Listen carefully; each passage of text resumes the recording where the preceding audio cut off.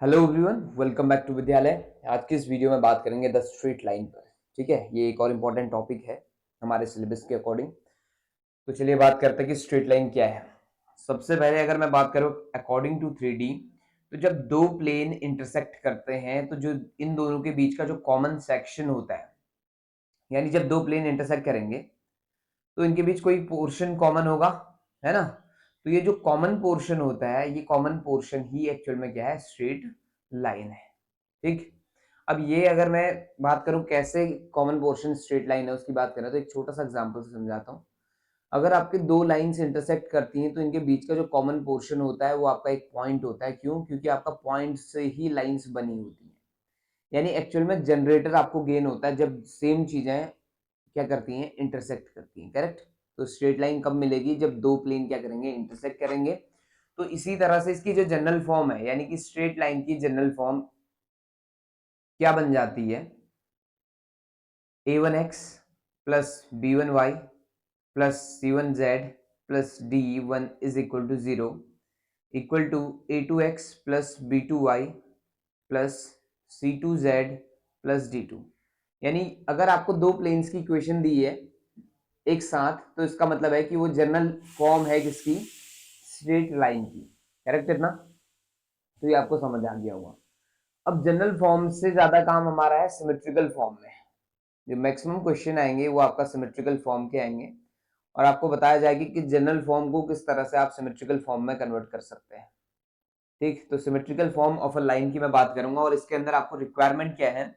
सबसे पहला काम है कि आपको एक पॉइंट पता होना चाहिए जहां से लाइन पास होगी। ठीक है।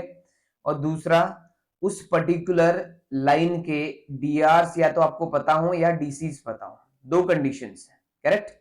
अगर दोनों चेकबॉक्स आपके टिक होते हैं तो आप सिमेट्रिकल फॉर्म रेडी कर सकते हैं किसी भी लाइन की। पहली चीज क्या है, मान लो पॉइंट है x1, y1, z1, और दूसरा dr मान लिया a, b, c। तो ऐसे केस में इक्वेशन ऑफ लाइन क्या बन जाएगी, x minus x1 upon a is equal to y minus y1 upon b is equal to z minus z1 upon c। तो ये इक्वेशन ऑफ लाइन है in symmetrical form when we have given a point from which line will pass and drs and dc's of that particular line। ठीक। इतना आपको समझ आ गया है। अब बात कर लेते हैं कि अगर दो पॉइंट दिए हैं तो दो पॉइंट देने के बाद आप किस तरह से लाइन को कंस्ट्रक्ट कर सकते हैं। ठीक। Two point form. दो पॉइंट अगर आपको गिवन है तो आप लाइन बना सकते हैं। पहला पॉइंट मान लिया x1, y1, z1 है, एंड दूसरा पॉइंट है x2, y2, z2। अगर ऐसा है तो p और q से पास होने वाली लाइन की इक्वेशन कैसे बनाएंगे। देखिए, मिनिमम रिक्वायरमेंट क्या थी, एक पॉइंट चाहिए था, है कि नहीं। आपको एक पॉइंट चाहिए। पॉइंट इस बार दो दो दिए हैं तो किसी को भी सिलेक्ट कर सकते हैं। दूसरा आपको चाहिए था डीआर या डीसीस, है ना। या तो डीआर चाहिए आपको या डीसी चाहिए। लेकिन यहाँ पे क्या है, आपको दो पॉइंट दे दिए गए हैं, और दो पॉइंट देते ही आपको क्या मिल चुके हैं, डीसीज मिल चुके हैं, सॉरी डीआरस मिल चुके हैं। डीआरस कैसे निकालते थे, याद है, x2 minus x1, y2 minus y1, z2 minus z1। तो ये आपका एबीसी की तरह हो जाएंगे। ठीक। और बाकी पॉइंट आप किसी एक को सेलेक्ट कर लो, पी को सेलेक्ट कर लो या क्यू को सेलेक्ट कर लो। तो ऐसे केस में इक्वेशन ऑफ लाइन बन जाएगी x minus x1 upon x2 minus x1 equal to y minus y1 upon y2 minus y1 equal to z minus z1 upon z2 minus z1। ठीक है। तो ये बन गया आपका equation of line in case of two points given. Correct. चलिए, यहां तक की आपकी कहानी समझ आ गई होगी, और शायद यहां तक आपको ज्यादा प्रॉब्लम ना हो। जैसे फॉर एग्जांपल मैं अगर एक क्वेश्चन उठाऊं, p इज इक्वल टू 1,2,3 है और q इज इक्वल टू 507 है, और इससे पास होने वाली लाइन की इक्वेशन अगर आपको चाहिए तो आपने क्या करना है, x minus one upon 5 minus one is 4 equal to y minus two upon 0 minus two is minus two equal to z minus 3 upon 7 minus 3 is again 4। ठीक है। और चाहे आप चाहें तो इसको थोड़ा और सिंप्लीफाई कर सकते हैं। कैसे, x minus one upon two equal to Y minus two upon minus one is equal to Z minus three upon two. ठीक है, ये फाइनल आंसर आ जाएगा। तो इसी तरह से इक्वेशन फाइंड करनी है स्ट्रेट लाइन की। करेक्ट। चलिए, ये आपको समझ आ गया होगा। अब मान लीजिए कि अगर एक लाइन दी हुई है और एक आपका प्लेन दिया हुआ है, तो आप लाइन और प्लेन के बीच कुछ कंडीशंस पर परपेंडिकुलरिटी और पैरेललिज्म को चेक करते हैं कि दो यानी प्लेन और लाइन कब परपेंडिकुलर होते हैं और कब पैरेलल होते हैं। ठीक है, चलिए जी स्टार्ट करें। मान लिया एक इक्वेशन दी है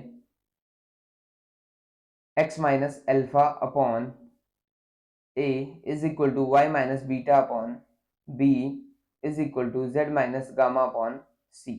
ये इक्वेशन ऑफ लाइन है, यानी लाइन वन कहूंगा मैं इसको। ऐसे ही lx plus my plus nz plus d is equal to 0। ये आपका इक्वेशन ऑफ प्लेन दे दी, प्लेन और लाइन दोनों दे दी गए हैं। अब आपसे चाहता है कि line one is perpendicular to line two, अगर है तो क्या होना चाहिए कंडीशन। देखिए, प्लेन के परपेंडिकुलर होने का मतलब है ये लाइन है, ठीक है, ये लाइन वन है और ये प्लेन टू है। लाइन वन अगर परपेंडिकुलर है लाइन प्लेन टू के, तो ऐसे केस में क्या होगा, line will be parallel to normal of that plane two, है ना। यानी नॉर्मल और लाइन क्या हो जाएंगे, दोनों पैरेलल हो जाएंगे। और नॉर्मल और लाइन अगर पैरेलल हो गए तो इसका मतलब हुआ a upon L is equal to B upon M is equal to C upon N. तो ये परपेंडिकुलरिटी की कंडीशन हो गई लाइन और प्लेन की। क्लियर। लेकिन अगर आपका लाइन और प्लेन पैरेलल है, यानी one is parallel to second, यानी कि लाइन पैरेलल है प्लेन के, तो उस टाइम पे क्या होगा, देखो लाइन वन ये होगी, प्लेन टू ये रहा होगा। तो ऐसे केस में जो नॉर्मल होगा प्लेन का ना, वो 90 डिग्री बनाएगा लाइन के साथ। ऐसे केस में क्या होगा फिर, A L plus B M plus C N is equal to 0। तो आपको समझ आ गया होगा कि परपेंडिकुलरिटी की कंडीशन किस तरह से बनेगी और पैरेललिज्म की कंडीशन किस तरह से आपका बननी है। यहां तक शायद ही कोई प्रॉब्लम हो आपको। क्लियर। चलिए अब बढ़ते हैं आगे। अब बात कर लेते हैं फुट ऑफ परपेंडिकुलर और लेंथ ऑफ परपेंडिकुलर की। ठीक है, foot of foot and length of perpendicular from a point to a plane, sorry to a plane नहीं, हम लाइन की बात कर रहे हैं, प्लेन की बात तो हम कर चुके थे शायद, लाइन की बात कर रहे हैं, टू अ लाइन। ठीक है, आपको क्या गिवन होगा, इसमें एक पॉइंट गिवन होगा, for example P X one comma Y one comma Z one आपको दिया हुआ है। ठीक है, और एक लाइन गिवन होगी। आपको क्या पता करना है कि इस पर्टिकुलर पॉइंट से अगर मैं परपेंडिकुलर ड्रॉ करता हूं इस लाइन पर, तो इसके कोऑर्डिनेट चाहिए आपको, जहां पर ये लाइन गिवन लाइन को इंटरसेक्ट करे या मीट करे। ठीक है, तो यही कहलाता है फुट ऑफ परपेंडिकुलर। ठीक, और इसको मान लिया क्यू, डन। और दूसरा पी से क्यू तक की जो डिस्टेंस आएगी वही कहलाएगी लेंथ ऑफ परपेंडिकुलर। कोई प्रॉब्लम नहीं शायद। ठीक, चलिए जी स्टार्ट करें। भी किसी पर्टिकुलर क्वेश्चन को उठाते हैं, वहां से आपको चीजें ज्यादा आसानी से समझ आ जाएंगी, तो शायद ही कोई प्रॉब्लम हो। ठीक, चलिए क्वेश्चन उठा लिया कि P दिया हुआ है, आपको कहता है कि 3 कॉमा माइनस वन कॉमा 11 दिया हुआ है, और लाइन की इक्वेशन दी है x by two is equal to y minus two upon three is equal to z minus three upon four. ठीक, और इसी के साथ आपसे क्या क्या पूछा जा रहा है, देखिए सबसे पहले पूछा जा रहा है कि equation of perpendicular, equation of perpendicular, दूसरा फुट ऑफ परपेंडिकुलर, और तीसरा लेंथ ऑफ परपेंडिकुलर। ठीक है, ये बेसिक चीजें आपसे पूछ ली गई हैं। तो सबसे पहला काम हमारा होगा कि हमें किस तरह से फाइंड करना है इस कहानी को, है ना। सबसे पहले क्यू बनाना है, क्यू कैसे बनाना वो देखिएगा। पहला काम है कि ये जो गिवन लाइन है इसको इक्वल टू आर रख लो, आप रख लिया। इक्वल टू आर रखते ही यहां से आप एक्स वाई और जेड निकाल सकते हैं। कैसे, एक्स को आर के इक्विवेलेंट करो जरा, एक्स की वैल्यू निकलती है 2r, करेक्ट। वाई को आर के इक्विवेलेंट करेंगे तो यहां से निकलता है 3r प्लस टू, और z को अगर आप रखते हैं तो 4r प्लस थ्री। तो ये मिल गए q के कोऑर्डिनेट। अब ये एनी पॉइंट के कोऑर्डिनेट है। ठीक है, any point on line one. Line 1 में एनी पॉइंट के कोऑर्डिनेट कैसे निकलेंगे, 2r, 3r plus 2, 4r plus 3। अब ये एनी पॉइंट के कोऑर्डिनेट है ना, तो इसका मतलब है कि लाइन 1 में लाई करने वाला कोई भी पॉइंट हो सकता है ये, तो उस कोई भी पॉइंट को मैंने क्यू बना लिया आज, ठीक है, इसी को क्या मान लिया, क्यू। हाँ, तो क्यू के कोऑर्डिनेट मिल चुके हैं। अब हमें क्या करना है, देखिएगा, ध्यान से सुनिएगा। ये जो पी क्यू लाइन है ये आपका परपेंडिकुलर है लाइन 1 की, इतना तो समझ आ गया होगा। तो आप डी आर्स ढूंढ लो, D Rs of P Q. तो D Rs of P Q क्या आ जाएंगे, x2 minus x1 that is 3, तो ये बन जाएगा 2r minus 3, 3r plus 2 minus 1 होगा, तो ये बन जाएगा 3r प्लस 3, और 4r प्लस 3 माइनस 11 होगा, तो ये बन जाएगा 4r माइनस 8, ठीक है। अब हमें पता है कि PQ is perpendicular to line 1, तो since PQ perpendicular to line 1 which implies इनका जो प्रोडक्ट होगा डीआरस का, उसका सम कितना आ चुका होगा, 0। तो 2 इंटू कितना, 2r minus 3 plus 3 into 3r plus 3 plus 4 into 4r minus 8 equal to क्या आ गया, 0। अब सॉल्व करें तो 2 टू जा 4r माइनस 6 प्लस 3 थ्री जा 9r plus 9 plus 16r minus 32 is equal to 0। अब एक बार चेक कर लो कि r कितना आ रहा है, ये आ रहा साइड 29r, और दूसरा पोर्शन जो बचता है वो बच रहा माइनस में 29 इज इक्वल टू 0। तो यहां से आपका r की वैल्यू आ गई कितनी, 1। R1 आते ही आपको dr में मिल चुके हैं और q के कोऑर्डिनेट भी मिल चुके हैं, करेक्ट। तो q के कोऑर्डिनेट क्या होने वाले हैं वो देख लीजिए, r की वैल्यू 1 रखो इसमें, तो बन गया 2, 5 और 7, q के कोऑर्डिनेट मिल गए, और साथ ही साथ dr मिल चुका है। dr क्या क्या मिल गए देखिए, -1, 6 और -4, ठीक है, dr मिल चुका है और q के कोऑर्डिनेट मिल चुके हैं, डन। अब बात कर लेते हैं इक्वेशन ऑफ लाइन की। सबसे पहला काम क्या था हमारा, equation of perpendicular, that is equation of perpendicular का मतलब कौन है बताओ, ये जो पी क्यू है वही तो परपेंडिकुलर है, ठीक। तो इक्वेशन ऑफ पी क्यू क्या आ जाएगा, x minus X one upon A is equal to Y minus Y one upon B is equal to Z minus Z one upon C, यही होता है। तो x1 y1 z1 आप किसी एक पॉइंट को ले सकते हैं, इस बार p हमारे पास पॉइंट था 3, -1, 11, ठीक है। और दूसरा जो drs थे, वो drs कितने आ चुके थे हमारे पास, -1, -6, -4, तो abc का काम ये कर लेंगे, ठीक है।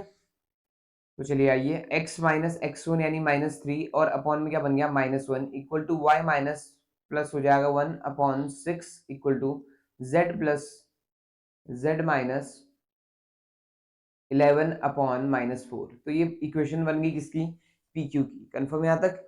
दूसरा, अगर आपको चाहिए कि क्यू के कोऑर्डिनेट, तो वो तो निकल चुके थे, foot of perpendicular, foot of perpendicular, तो वो कौन था एक्चुअल में, क्यू था, और वो कितना था शायद 2, 5 और 7 था, चेक कर लेंगे एक बार, 2, 5 और 7, हाँ करेक्ट हो गया, ठीक। और तीसरा यानी कि length of perpendicular, length of perpendicular वो कैसे निकल जाएगी, P Q equal to formula क्या होता है, x2 माइनस x1 का whole square plus y2 minus y1 का whole square plus z2 minus z1 का whole square equal to x2 मेरा 2 है, -3 का होल स्क्वायर और प्लस y2 यानी कि 5 प्लस 1 का होल स्क्वायर प्लस z2 यानी 7 माइनस 11 का होल स्क्वायर। तो ये बनता है -1 का स्क्वायर इज 1 प्लस 6 का स्क्वायर 36 प्लस 4 का स्क्वायर 16, ठीक है। तो शायद ये कितना बना, 53 बनता है अंडर रूट में, करेक्ट। तो आपको समझ आ गया होगा कि किस तरह से foot of perpendicular, length of perpendicular और साथ ही साथ equation of that particular perpendicular आपको फाइंड करना है, ठीक। आसान काम है थोड़ा सा, अगर कोई क्वेश्चन आपसे पूछा जाता है तो कोई एक चीज पूछी जाएगी, या तो इक्वेशन पूछी जाएगी, या फुट ऑफ परपेंडिकुलर पूछा जाएगा, या लेंथ ऑफ परपेंडिकुलर पूछा जाएगा, करेक्ट। चलिए यहाँ तक आपको समझ आ गया है। अब इसी में ना एक इंपॉर्टेंट चीज और ऐड कर लेते हैं, जो कि है शॉर्टेस्ट डिस्टेंस की हम बात करेंगे, ठीक है। एस डी यानी कि शॉर्टेस्ट डिस्टेंस को किस तरह से आप डिफाइन करना चाहते हैं उसकी हम बात करेंगे। चलिए जी, स्टार्ट की जाए अभी कहानी। चलो, शॉर्टेस्ट डिस्टेंस, तो सबसे पहले आपको दिमाग में ये रखना है कि शॉर्टेस्ट डिस्टेंस का मतलब एक्चुअल में क्या है ना, दो लाइंस के बीच अगर शॉर्टेस्ट डिस्टेंस की बात हम कर रहे हैं तो वो जो डिस्टेंस होगी, यानी कि जैसे सपोज करो एक ये लाइन है, एक दूसरी ये लाइन है, हमने कहा कि ये शॉर्टेस्ट डिस्टेंस है, तो इतना दिमाग में रखना होगा। मान लिया ये P है, ये Q है, तो यहाँ भी 90 फॉर्म हो रहा होगा और यहाँ भी 90 फॉर्म हो रहा होगा।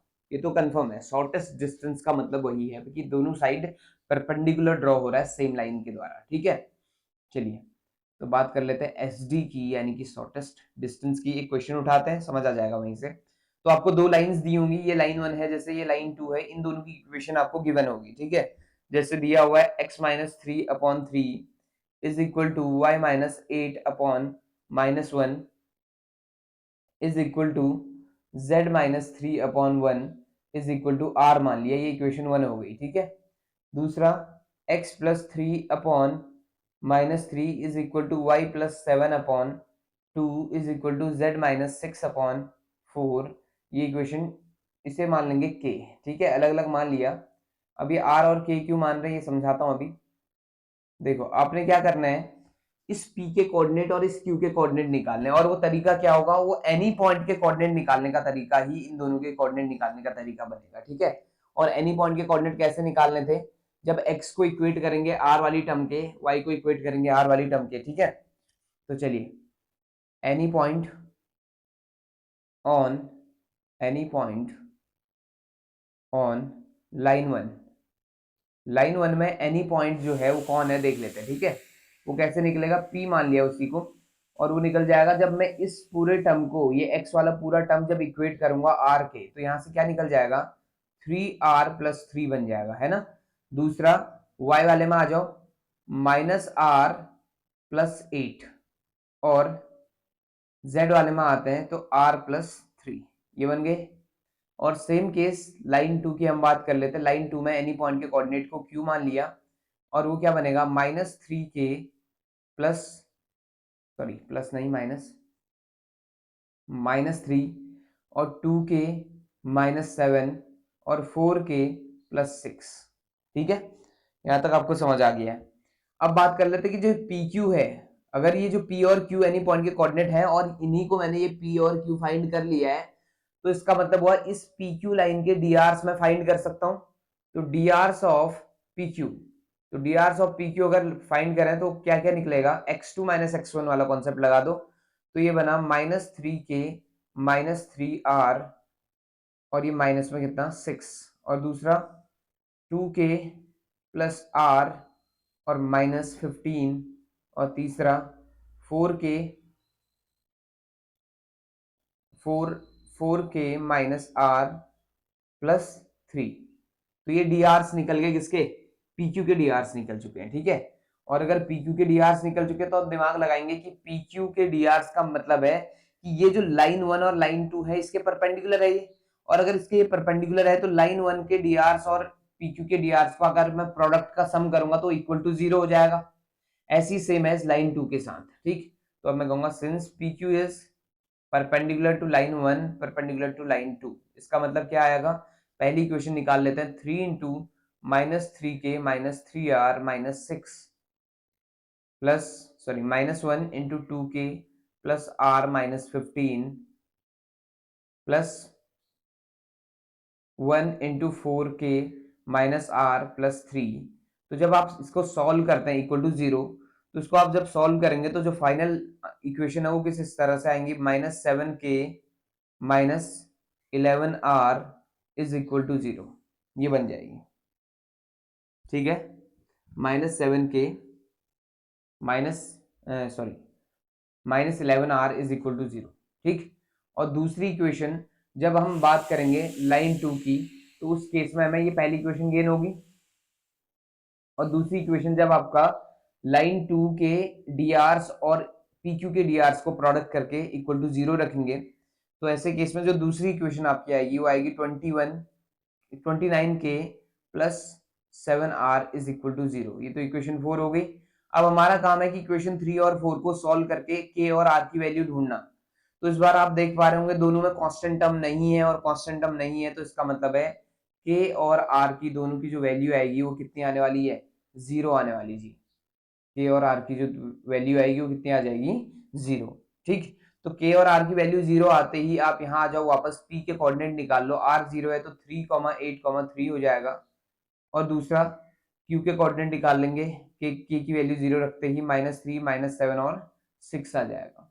ठीक, अब आपको जो शॉर्टेस्ट डिस्टेंस चाहिए था बेसिकली एस डी, वो किसके इक्विवेलेंट है, वो पी क्यू के इक्वल है, और पी क्यू के इक्वल है तो अंडर रूट ऑफ क्या बनेगा, x2 माइनस x1 का whole square plus y2 minus y1 का whole square plus z2 minus z1 का होल स्क्वायर का अंडर रूट। ठीक, तो इसमें वैल्यू पुट करूंगा तो x2 मतलब क्यू के कोऑर्डिनेट -3 कितना हो जाता है, -6 का स्क्वायर बन जाएगा ये, और अगला वाला -7 -8 -15 का स्क्वायर बन गया, और तीसरा 6 -3 यानी कि 3 का स्क्वायर बन चुका है। ठीक, इतना होने के बाद अगले टर्म में आपका सॉल्यूशन आता है तो ये आ जाता है अंडर रूट ऑफ 36 प्लस 225 और प्लस 9।